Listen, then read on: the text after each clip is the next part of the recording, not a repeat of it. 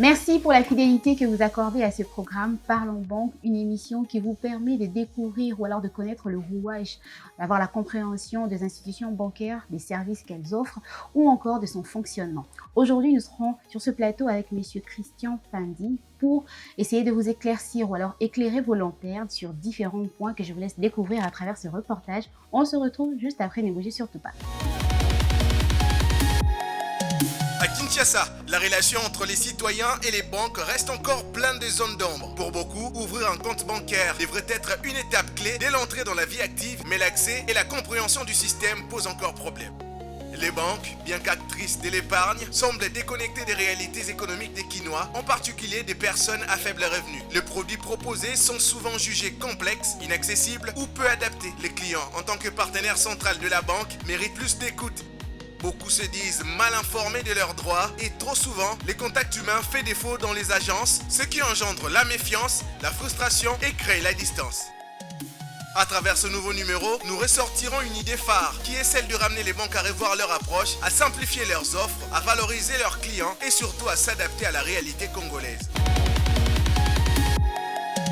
Est-ce que la découverte de points retenus pour en parler ce soir vous plaît ou pas? Eh bien, si cela vous plaît, restez avec nous car vous serez éclairés grâce à M. Christian Pindi. Bonsoir, bienvenue M. Christian Pindi. Merci Madame Ella, bonsoir. J'espère que vous allez bien. Très bien en tout cas. Alors M. Christian Pindi, aujourd'hui vous intervenez, excusez-moi, dans cette émission sous quelle casquette précisément? Je peux dire comme consultant en stratégie de développement d'entreprise, surtout comme il s'agit des banques. J'ai travaillé dans les banques pendant un certain temps, donc je pense que on pourra donner des réponses nécessaires par rapport aux questions que vous aurez. Et surtout que vous serez impartial. Bien sûr, il le faut en tout cas. Ça permettra d'aider plusieurs personnes. Exactement. Ouais. Alors, M. Christian, dites-nous, à quel âge selon vous, ou alors à quel moment de la vie, un individu doit ouvrir un compte bancaire? Le plus tôt possible. C'est que je peux dire, le plus tôt possible, dans le sens où il est important d'avoir une éducation financière très tôt, mais en même temps, il est important de comprendre l'importance des banques, mais surtout de pouvoir épargner. Donc aujourd'hui, on peut dire que dès la majorité, donc dès les 18 ans, une personne déjà est autonome et peut commencer déjà à avoir de l'argent, avoir l'âge légal pour pouvoir travailler comme il faut. Donc avoir un compte bancaire, c'est important, donc il peut commencer à épargner. Mais les banques ont des comptes pour les mineurs qui sont représentés ou bien assistés de leurs parents qui signent comme des mandataires. Donc déjà, dès la naissance, on peut déjà ouvrir un compte, mais déjà quand une personne grandit, déjà 15-16 ans, il peut déjà commencer à faire des dépôts, même s'il ne peut pas retirer seul.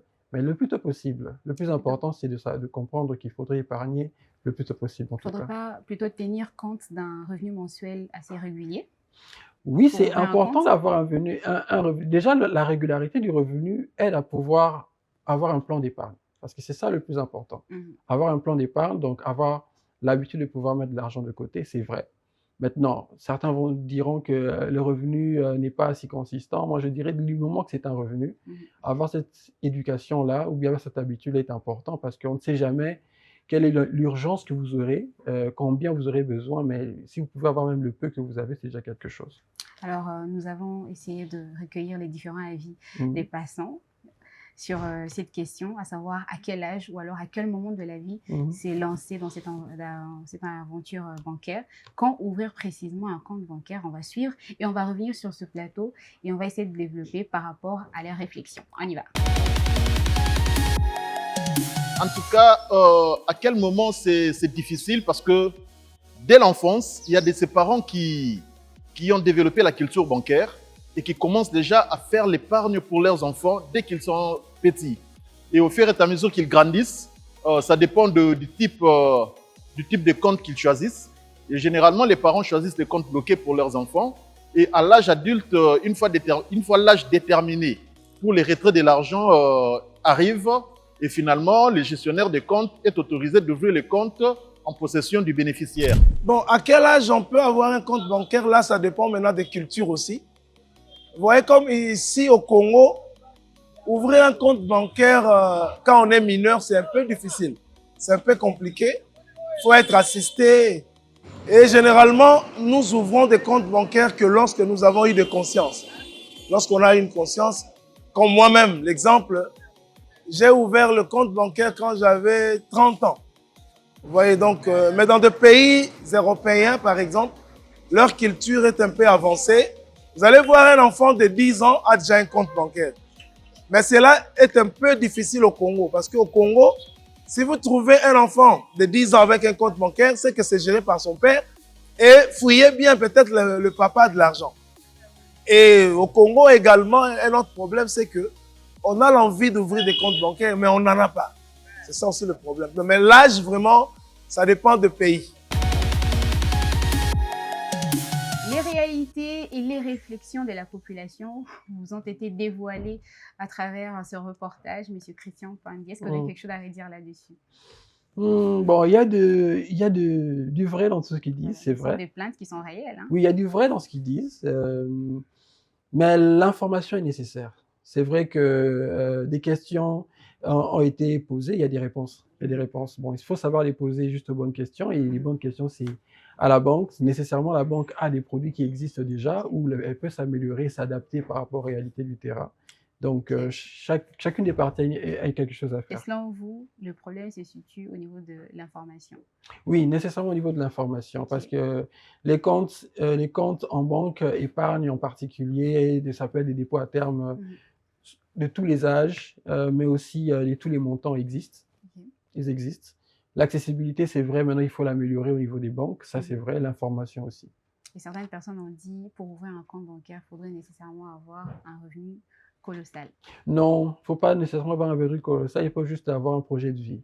Un projet de vie? Oui, il faut juste avoir un projet de vie. Okay. C'est-à-dire, le projet de vie, c'est-à-dire il faudrait savoir que demain, je peux avoir quelque chose à faire, je peux avoir une urgence, je peux avoir un besoin, je peux avoir un voyage à faire. Mettre l'argent de côté, c'est nécessaire. Donc, du moment que cet argent peut être dans un endroit sécurisé, accessible, parce que vous pouvez avoir un compte ici, mais vous allez à l'étranger, il est accessible, tant mieux. Alors, vaut mieux le faire le plus tôt possible.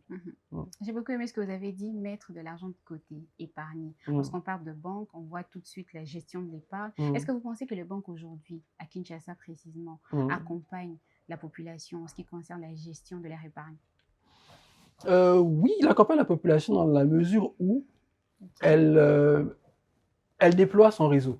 Donc, tant que c'est possible, dès qu'il y a une opportunité, ils ouvrent des agences un peu par-ci, par-là. Donc, c'est déjà une manière de se rapprocher un peu plus de la clientèle présente sur le marché, ça c'est vrai. Maintenant, c'est vrai qu'il y a un travail de communication à faire. C'est une opportunité aussi pour la banque de pouvoir attirer ses clients au niveau des agences. Reste maintenant à pouvoir que côté consommateur puisse comprendre l'importance de la banque, et aux côtés de la banque de savoir les attirer avec des produits adaptés. À cette question, certaines personnes ont répondu, et il y a même une personne qui a dit « Pourquoi est-ce que j'irai épargner à la banque et puis en fin de compte n'avoir qu'un intérêt de, exemple, 2%. Je ne vois pas l'intérêt d'épargner si c'est pour me rapporter 2%. On va revenir, mais prenons d'abord cet élément et on va revenir juste après. Bon, moi personnellement, j'épargnais à l'époque, mais pour le moment, je n'épargne plus. Je n'épargne plus parce que, l'État congolais n'arrive pas à régulariser le problème avec le banque ici. Vous épargnez de l'argent et à la fin de l'année, on vous donne des pourcentages tellement maigres. Imaginez, moi, j'épargne mon argent pendant toute une année pour que la banque me donne 2% d'intérêt. C'est tellement insignifiant que c'est comme si moi, je travaille pour la banque. Eux, ils gagnent beaucoup, moi, je ne gagne rien. Donc, moi, je ne trouve pas ça vraiment intéressant d'épargner encore. Là, c'est le premier aspect. Le deuxième aspect, c'est au niveau... j'avais un problème en justice. Je crois vers 2015, comme ça, j'avais un problème en justice. Et on a confisqué d'abord. On a saisi mon compte bancaire. On a dit c'est par réseau d'enquête. On a saisi le compte bancaire. Et jusqu'à présent, je vous dis, le compte n'est pas toujours ouvert. Alors, pour moi, je trouve que épargner en banque, c'est une manière de s'exposer aussi. Et le troisième problème, c'est nos banques ne sont pas fiables aussi. Nous avons beaucoup de banques qui ne sont pas fiables. Par exemple, vous voyez le cas avec la BIAC. La BIAC est partie comme ça, il y a beaucoup d'argent qui sont partis. Et jusque-là, je connais des amis dont l'argent est volatilisé comme ça, ils n'ont jamais récupéré. Donc pour moi, je trouve que ce sont des aspects qui me bloquent moi personnellement d'avoir un compte pour le moment. Vous l'avez entendu, hein, comme Oui. moi. Il y a ces personnes qui s'y plaignent en disant pourquoi aller épargner toute une année pour au final n'avoir que 2% d'intérêt. Bon, moi, je dirais... Est-ce que c'est si important? Je dirais vaut mieux peu que rien. Parce que s'il le met dans là, son vous avez matelas... quand même un penchant. Non, c'est pas un penchant, c'est une réalité. Ça, je vous explique tout simplement. Si vous mettez sous le matelas, il ne produira quasiment rien. On est d'accord. Soit vous pouvez l'investir. Maintenant, il reste à savoir si vous saurez gérer et pouvoir le fructifier. Oui. Tant que ces deux questions ne sont pas à votre portée, les réponses à ces questions ne sont pas à votre portée, il vaut mieux le remettre à ceux qui peuvent mieux le gérer que vous, ou bien le garder pour vous, mais en y ajoutant quelque chose. Okay. Donc, c'est vrai que tout le monde veut avoir un intérêt particulier, que ça puisse produire comme il faut. Oui, c'est vrai, mais de la même manière que vous avez du mal à le fructifier par vous-même, de la même manière aussi, la banque offre en fonction ses réalités, en fonction de sa capacité à pouvoir les rémunérer. Mais l'essentiel, s'il arrive à vous le garder en sécurité, c'est déjà bon. Okay, donc c'est plus sécurisé à la banque qu'à la maison. Bien sûr que c'est plus sécurisé. Oui, c'est plus sécurisé. Je vous donne un exemple. Vous voyagez, même à l'intérieur du pays, vous avez l'argent sous le matelas, vous avez une urgence, vous faites comment? Ça. Par contre, si vous le mettez à la banque, vous pouvez trouver une agence là où vous êtes, vous retirez de l'argent, c'est mieux que rien. Ok. Je sens quand même un tout petit peu de penchant vers la banque, mais bon. Non, c'est pas que je vais essayer un peu de guetter. Ce n'est pas nécessairement un penchant vers la banque. Le monde évolue, la modernité aussi. Vous allez voir que beaucoup de gens veulent vivre dans un milieu urbain où on estime qu'il y a plus d'infrastructures et tout ce qui va avec. L'urbanisation, la modernité impose les systèmes bancaires, impose un système financier traçable et accessible à tous. Donc, c'est nécessaire de pouvoir s'adapter à accepter cela. Ok, par rapport à l'évolution, c'est vrai que les systèmes bancaires doivent être accessibles à tous. Mais est-ce que les banques ici à Kinshasa proposent des services qui sont adaptés aux réalités de la population? Bon, déjà, il faut définir quelle est la réalité de la population de manière claire. Parce que... La conjoncture, oui, la conjoncture. Le revenu mensuel très faible. Je suis d'accord. Je ne pense pas que pour pouvoir déposer de l'argent en banque, ça demande des frais.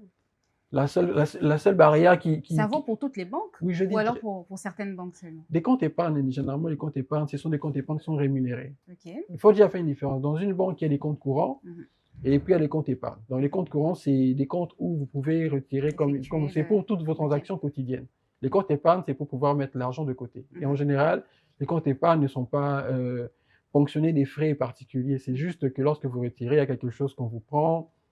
C'est un peu comme un loyer. C'est quelque chose là, c'est ce qui fait mal. C'est-à-dire déjà l'argent que je vous ai donné, c'est quand même une certaine quantité. Je dirais que ça compense. Percevez... Je dirais que cet argent qu'on vous prend, là les banques seront contents, cet argent qu'on vous prend, ça compense juste le mal que vous aurez eu si cet argent était à votre maison et que vous aurez craint d'avoir un incendie, un vol et tout ça. C'est mieux que de pouvoir le garder à la maison et d'être tout le temps à l'extérieur et avoir peur. Et surtout, ça dépend du montant parce que dire qu'on veut garder l'argent je préfère garder l'argent à la maison. Quand c'est un petit rien, ça vous va encore, mais plus le montant augmente, je ne pense pas que vous vous sentirez en sécurité s'il n'était pas à l'abri comme à la banque. Vous pensez qu'il y a des services d'épargne spécial que les banques pourraient mettre à la disposition de la population, enfin la population qui a un faible revenu? Oui. Il n'y a pas un service spécial d'épargne comme ça pour leur faciliter la vie? À vrai dire, quand je regarde un peu le marché bancaire actuellement, je pense que les banques font un effort de proposer des services accessibles. Parce que quand je vois qu'ils commencent à développer de plus en plus des applications mobiles dédiées par rapport aux différents services de la banque. Avec un taux d'intérêt perçu à un pourcentage quand même très... Les applications mobiles permettent de pouvoir accéder aux services de la banque, que ce soit en termes de compte courant. On sait que les comptes courants, il y a des frais liés au retrait et tout ça. Le compte épargne, c'est un compte où vous déposez de l'argent. Donc, faire les dépôts, du moment que ce n'est pas pour retirer, donc vous faites un dépôt, il n'y a pas de souci. Donc, les banques proposent quand même des services. Ils peuvent les améliorer en fonction, en fait, des cibles vulnérables où il y a peu de revenus, où on peut déposer de l'argent, le petit montant minimum possible. Oui, ça c'est vrai. Mais c'est vrai que maintenant, si on doit parler d'applications mobiles, la barrière pour la population, c'est s'il n'y a pas vous n'avez pas les smartphones. Et même si on n'a pas les smartphones, on peut dire que les partenariats que les banques ont aujourd'hui avec les mobile money aident quand même à pouvoir faire des dépôts directement sur votre compte. C'est visible. C'est vrai qu'ils peuvent encore pousser sur ce point-là, mais sinon, on peut dire que des services existent quand même. Ouvrir aussi certaines agences dans des milieux un peu reculés pour faciliter aussi. Oui, c'est possible d'ouvrir. Du moment qu'il y a de la clientèle, parce que les banques n'ouvrent pas les agences juste par plaisir d'ouvrir. Ils regardent l'opportunité par rapport au marché qu'il y a, mais aussi par rapport à ce que ça leur coûterait d'avoir une agence dans un coin, parce qu'une agence, même si vous devez la construire, il y a un loyer, il y a de la sécurité à payer, il y a tout ce qui est la communication à assurer à temps plein, donc ça fait un coût. Alors, ils voient est-ce que ce coût-là sera compensé par les différentes commissions qui sont prélevées par rapport aux opérations qui sont faites au quotidien. Si ce coût-là ne peut pas être couvert parce que la clientèle est encore très faible, donc ils ne vont pas ouvrir une agence. Je vous donne un exemple. Si vous regardez au centre-ville, il y a des agences de la même banque dans un rayon bien. Dans un rayon. C'est tout simplement parce que la première agence était débordée, donc une deuxième agence était importante, mais le revenu qu'ils reçoivent par rapport aux transactions qui sont opérées par l'afflux de ces clients-là permet de couvrir l'installation et l'entretien de ces agences-là. Donc, c'est comme ça qu'ils arrivent à multiplier. Parce qu'il ne faut pas oublier que l'argent que la banque a, c'est l'argent des gens. Donc, ils doivent le gérer de manière sérieuse. Donc, ils doivent réfléchir à 2 fois lorsqu'ils veulent engager des dépenses pour, même si c'est pour fructifier l'argent, mais ils doivent réfléchir à 2 fois. Vous avez dit l'argent que la banque a, c'est l'argent des gens. Aujourd'hui, la population est très peu informée sur le fonctionnement de la banque. Quelle est l'importance que les clients ont, l'importance principale d'un client au sein du développement d'une banque? Le client parce que la population ne reconnaît pas son importance. Non, les clients est le centre d'intérêt d'une banque. Parce que plus une banque accumule des clients, plus il attire de l'épargne. Donc, plus c'est comme une stabilité financière que la banque est en train de chercher en attirant beaucoup plus de clients. En même temps, plus une banque a de l'argent, plus il peut financer ceux qui ont besoin d'argent dans les entreprises, entrepreneurs, pour pouvoir leur apporter des intérêts. Parce qu'une banque veut bien avoir de l'épargne au maximum, mais cette épargne, il doit le rémunérer. Parce que les gens vont dire qu'on nous paye un petit intérêt, mais ils doivent payer cet intérêt-là en fonction des intérêts que les entrepreneurs et les entreprises vont payer par rapport au crédit qu'ils obtiennent. Donc, dans les 2 cas, la banque essaye un peu de peser les pour et les contre. Donc, sur base de ça, vous devez savoir que vous êtes la cible prioritaire pour une banque, c'est de pouvoir attirer le maximum des clients. Parce que, je vous donne un exemple simple. Vous avez une banque à 1 million de clients, 1 million de comptes courants ouverts, et si vous devez même en une seule journée faire une transaction qui rapporte $1 à une banque, ça fait 1 million tout frais. Vous voyez un peu, donc ils ont intérêt à pouvoir attirer le maximum des clients. Et c'est pour cela qu'ils mettent en place toutes les stratégies nécessaires pour pouvoir les garder, les fidéliser. Parce que plus ils fidélisent des clients, plus ils font asseoir leur réputation sur le marché. Et tant qu'ils ont une bonne réputation, ça attire des nouveaux clients. Est-ce que selon vous, ici à Kinshasa, on parle de notre réalité, les clients sont suffisamment informés sur leurs droits et devoirs dans une banque? Je dirais moyennement, parce qu'on s'informe quand on y trouve son intérêt. Donc, je pense que quelqu'un qui veut obtenir un crédit à la banque doit lire à 2 fois son contrat parce que bon, il a intérêt à ce que ses droits soient couverts. Quelqu'un qui veut ouvrir un compte et qui sait que c'est important pour lui, il va vraiment traverser un peu tout ce qui est aux paperasses liées à l'ouverture de compte. Donc, quand il y a quelqu'un qui trouve son intérêt, alors la banque, c'est vrai, elle a aussi son intérêt à pouvoir vulgariser au maximum l'information pour encourager l'ouverture des comptes, mais aussi la rétention des clients. Ok. Alors aujourd'hui, il y a certaines personnes qui s'y plaignent par rapport à l'accueil. Dans des banques, aujourd'hui, on les accueille par rapport à leur apparence, c'est-à-dire si tu es présenté d'une certaine façon, ou alors si ton compte bancaire est très bas, on va t'accueillir d'une certaine façon. Et si on regarde dans ton compte, tu as quand même une somme assez consistante, c'est là qu'on te donne des honneurs, on te jette des fleurs. Les gens se sont plaints par rapport à l'accueil qu'ils reçoivent dans des institutions bancaires. On va écouter leur avis et on va retourner sur ce plateau pour en discuter. Bon, à des fois, si on est dans la banque, ceux qui clients dans la banque, les vont respecter, vont payer ses valeurs. Pe musala ba ça le musala kitoko po ba libérer au kende. Mais lelo na banque soko ye et comme il faut le sala ta ba 3 heures du temps, ba 4 heures du temps. Au moins na ba to sala musala ko ba lingi, o ko ba lingi te. O ça so manœuvre a des fois ko tomber pe boy, o zipe mbongo pété. Oh to comme era o kange koki. Boza bo kende ko makamba lobi.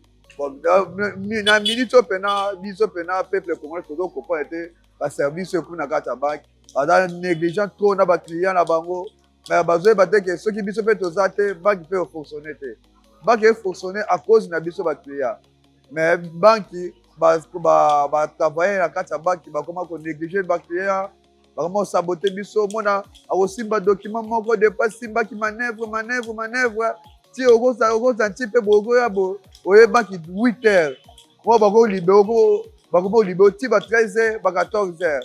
La manœuvre, on a dépendé, ça la plus soudain, et ça la plus soudain.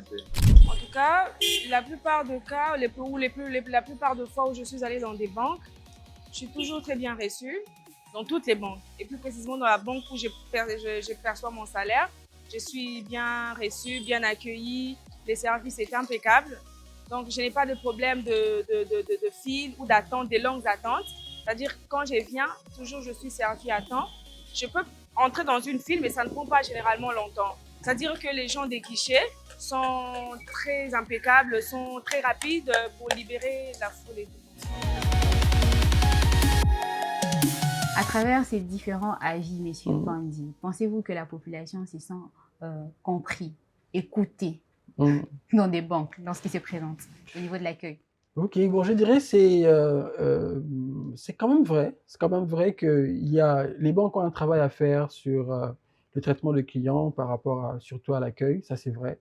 Parce que même si les banques peuvent dire qu'ils n'arrivent pas à pouvoir, ils ne peuvent rien faire lorsqu'il y a une influence dans les agences parce que les gens viennent à la banque quand ils veulent, ils ont le droit de venir quand ils veulent.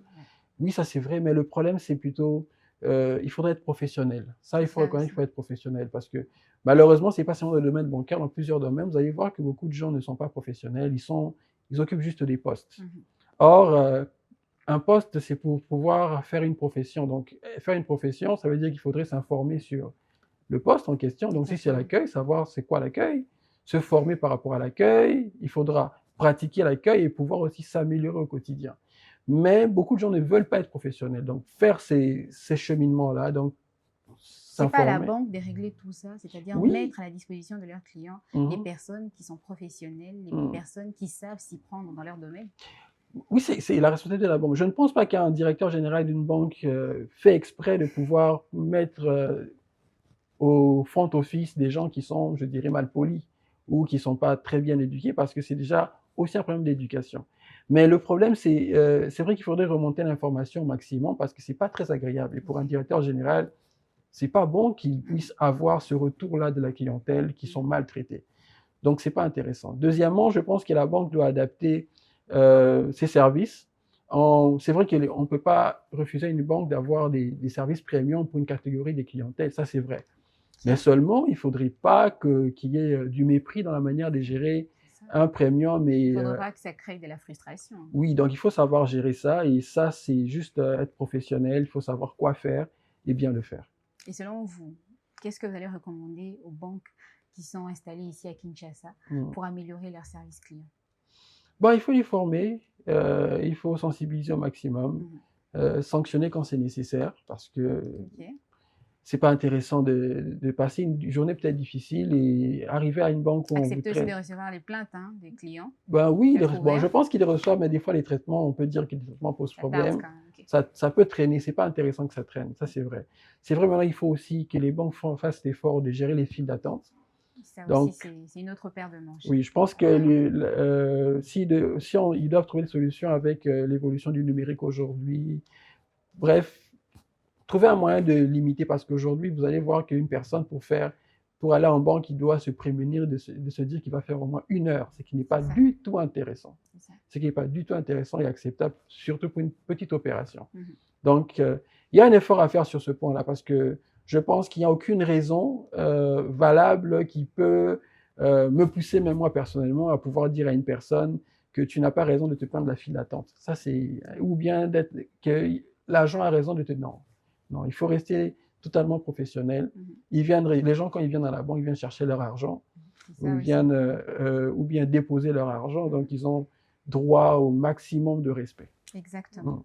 Et selon vous, est-ce que vous avez un conseil à donner à ces personnes qui sont réticentes, c'est-à-dire vis-à-vis des banques, et ces personnes qui sont réticentes à l'idée d'ouvrir un compte bancaire, à l'idée d'aller épargner dans une banque, à l'idée de faire confiance à la banque, ou alors ces personnes qui ont fait confiance à la banque et puis ils ont été déçus d'une manière ou d'une autre? Des conseils, des orientations à donner à ces personnes? Bon, je dirais déjà qu'il faudrait savoir que... Tout en appuyant la nécessité d'avoir un compte bancaire. Oui, c'est justement là où j'allais en venir. Je dirais qu'il faut déjà savoir que c'est important d'avoir un compte bancaire aujourd'hui. Comme je l'ai dit bien avant, la modernité s'impose à tout le monde.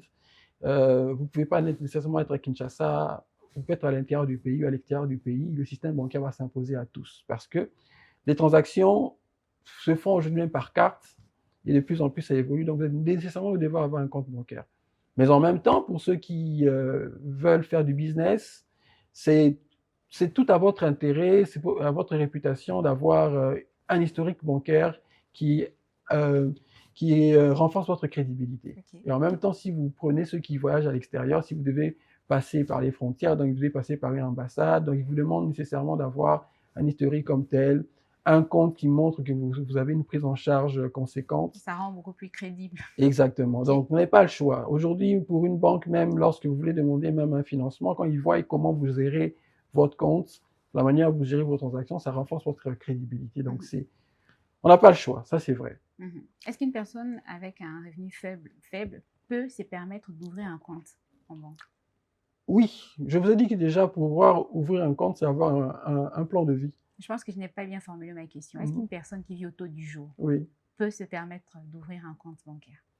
Je dis oui. Il peut se permettre d'ouvrir un compte bancaire parce que les banques... Au taux du jour, c'est-à-dire j'ai l'argent aujourd'hui, l'argent en tout cas s'envole aujourd'hui. Pour demain, on va attendre demain pour avoir... J'ai bien dit peu. Ça veut dire que je tiens compte de cette réalité-là.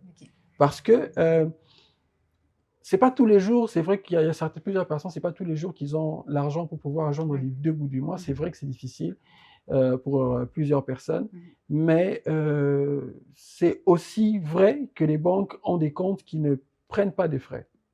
Et oui, prenons les comptes épargne. Si vous ne venez pas retirer votre argent, il n'y aura rien qui sera ponctionné sur votre compte. Donc, maintenant, c'est comprendre ces deux facettes-là, c'est maintenant faire un peu la balance par rapport à ça.